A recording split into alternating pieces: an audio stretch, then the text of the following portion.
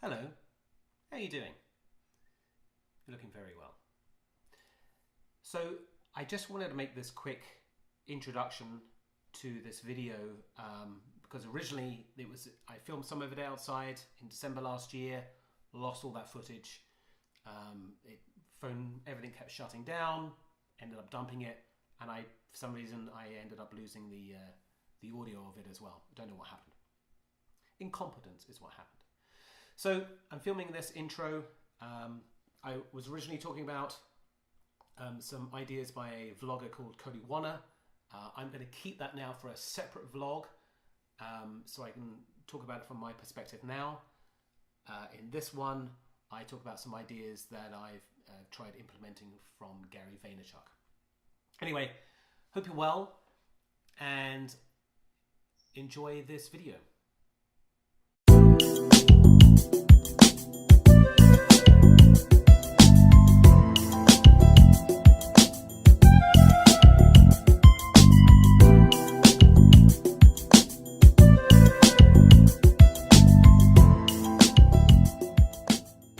Hello again. This is my, fifth attempt to make the second half of this video. Phone got cold, shut down.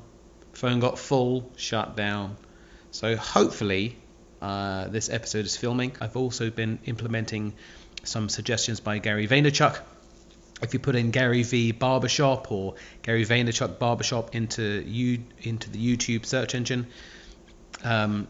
there's a video of him getting his hair cut and talking about how to use Instagram to grow your business. Hustling 24/7 on the Instagram DM. It is the 2017 opportunity. I've been using the method trying to essentially build up my following on Instagram. It's going very slowly. It's 60. I have 60 followers as I film this on December 5th, 2018. I've probably lost 3 while filming this. I seem to go up 3, down 3. It's weird. But I've been trying to connect with people, build out audiences, build out following, that sort of thing, just adding value to relevant hashtags. Also, I've been using it to connect with small businesses in the Lake County surrounding area, Lake County, Illinois, or Illinois, or in the very rare case, Illinois. It's funny because I've recorded that joke about 3 times now, and 5 times, and it's still not that funny to me. But I persist. I'm laughing at such a crap joke. But it's true. It's fucking true. People do say that. People do pronounce the state that way. So anyway, I've connected with a number of businesses in the surrounding villages and towns and cities and whatnot. I've still got more to do. I know I can always push more. I've sent about, in total, through Instagram direct messages and to the villages, townships and park districts, all that sort of thing, I've sent about something in the region of 180 emails between September 24th and December 5th, which is today. Gary Vee would probably say that's not enough, but that's about as much as I've been able to handle right now with the limited time that I have with kids at school, coming home, naps and evenings and so on. Because it's a fucking numbers game, isn't it? I've had some, little fish being interested here and there. I actually had a meeting with a business up in, I want to say Round Lake, I'm not 100% certain, somewhere not far from here. And I made a fatal mistake. I, went in, got on really well. The owner was actually pitching me video ideas, frantically trying to make notes, that sort of thing.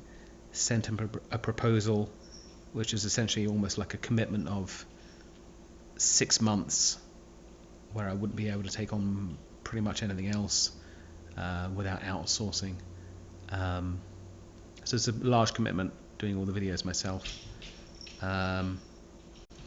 And I started to think about how I was going to reinvest the money back in my business and, potentially grow in 2019 and so on. And that's a fatal mistake because I haven't got the gig. I mean, we should be filming this week, but as of yet, I've not heard anything back. Done the follow-up phone calls, follow-up emails, that sort of thing. And I should have learned from my days when I used to be an actor regularly. When you audition, you can't think that you've got the job until you've actually got the fucking job. I mean, it makes sense really, but I used to have friends. One in particular leaps to mind. She used to audition for jobs and then start thinking how she was going to spend the money or how that opportunity could lead to more opportunities, and and then get extremely disappointed when she wouldn't get the gig, and I've met a number of actors like that, and I think, Jesus, you can't do that to yourself, because it becomes emotionally draining and it becomes soul destroying, and to every time you audition for something, to think that you've got the job and then to mentally start spending the money and looking for the new opportunities or how you're going to grow as a performer with this one, you just can't do it. You really can't. And I made that, and it's the same with sales, I think, and I made that mistake. I was like, oh wow, I could do this with the money and reinvest in the business and maybe hire someone at some point, just have someone else to work with me and so on. But that was a silly mistake. So you can't do that to yourself, and I should have learned the lesson, but in retrospect, I have learned the lesson, which is great, not to fucking do that again. But on the positive side, I do have 2 potential gigs penciled in for January 2019, which is great. Penciled in because one is dependent on money and what the weather's going to be like here in Lake County. Depending on if she can get to me, we might have just really bad weather, bad snow, and obviously it depends on the money as well.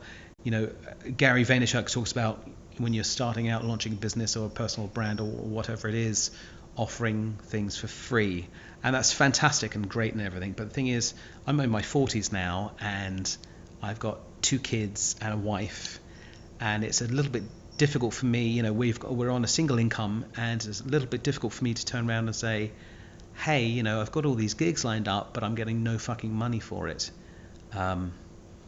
So I can't really do that. I can't really do that to my wife. I can't really do that to my family. So I can't really offer things for free. Maybe discounted from where I hope to be, from the amount of money that I hope to be making. But I can't, because it's not fair. It's eats into my time. It's not fair to my family, to putting all this work in, to creating something, and then having no interest, no one wanting to buy it. You create something on a hope that it may lead to a purchase, or it may lead to something else, or it may lead to. It's a lot of hope, isn't it? A lot of hoping that someone's going to see something at some point. I guess it's kind of like the YouTube channel, but this is a little bit different, I think. But I personally, I can't, it's really difficult for me to justify that, with the family. If I was on my own, yeah, fuck it, why not? I'd probably be working a day job and, hustling on the side or what have you. But I'm not. I'm married, happily married. I've got 2 great kids, and a cat who's staring at me right now because even though she didn't eat her breakfast, she wants lunch as well.